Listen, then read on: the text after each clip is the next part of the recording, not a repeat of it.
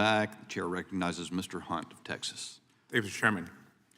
Today we have family members of victims who were murdered by illegal aliens who should not have been in this country in the first place.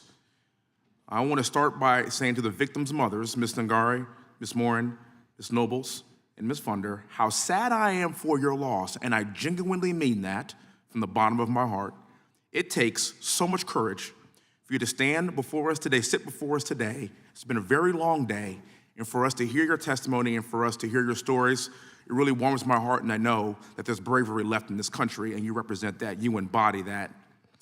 Ms. Nungaray, I am a fellow Houstonian, and I want to especially thank you for being here. Your tragedy hit very close home to me. Your testimony is heartbreaking, and 2 illegal aliens walked across the border thanks to the Biden-Harris administration's open border policies. Within months of being in this country, they took the life of your young daughter, Jocelyn, which is ridiculous. And I'm a co-sponsor, and I'm also strong supportive of the swift passage of the Justice for Jocelyn Act so that no child or parent will ever have to experience this tragedy again and sit before us in this hearing room again. Thank you for being here. Question for you as well, ma'am, if you're open to it. I would like to give you the opportunity to tell us anything that you have not mentioned in your testimony about your beautiful daughter, Jocelyn. I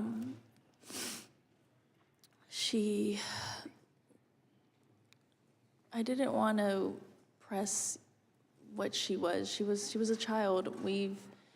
I believe all of us as adolescents have done things our parents wouldn't recommend to do. We didn't always all listen to our parents, and a lot of kids just want to have fun, and a lot of these children really do believe that they're invincible, and they don't know the harms that they have and that are right in front of them in this world, and a lot of them are being preyed on.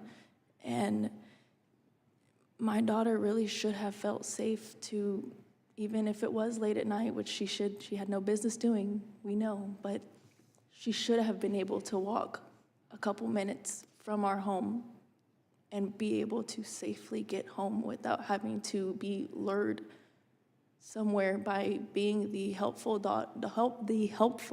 little girl she was just trying to help them get to wherever it was they were going, and they took advantage of her. Thank you. Again, this touches home to me because I have 2 daughters, Olivia and Victoria.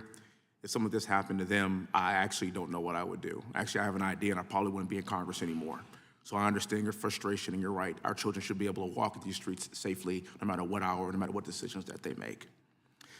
The left keeps saying that statistically Americans commit more crimes than non-Americans in this country.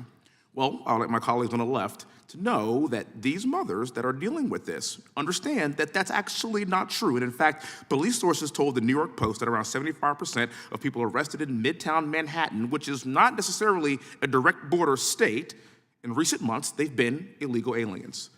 The federal government must do everything it can to protect American citizens. That's actually our sole purpose. That's our #1 job. And we can do that. It's simple. We need to reestablish the immigration and border policies that worked under President Trump. This is not difficult. My colleagues on the left want to say this is not political and it doesn't matter who your guy or gal is. Yes, it does. It really does, actually. And because if President Trump were in office right now, we wouldn't be sitting here. And I don't care what political affiliation that you have. Those are facts. Kamala Harris wants you to confuse her border policies now because now she's claiming that she supports Trump's border policies and she wants you to believe that she's tough on the border. But we know that's not true. And as we know, that the best predictor of future performance is past performance. There's been a lot of talk today about policies. House Republicans in May of last year passed H.R. 2, the Secure the Border Act. House Republicans have done our part to attempt to prevent these tragedies from occurring and happening again. But the Democrat-led Senate didn't even take up the bill. If you think things are bad right now, if Kamala Harris, our borders are, is back in office after November the 5th, we will continue to have these hearings. We are doing this to elucidate the American people, to let them know that we have got to stop this from happening in this country, and we have the ability to do just that. I'll end with this. I have 18 seconds left, and I want to tell you, I could see your faces right now. Ma'am, this picture in front of me has really touched my heart. I took a picture of it, and I will show it to my children. and I will show it to those people in Houston, Texas to prevent this from happening again. I can see the pain on your face. As a father, I understand exactly how you feel. As a combat veteran, and tomorrow was 9/11, as a combat veteran that went to war after 9/11, I fought for this country to keep these animals from killing our young children.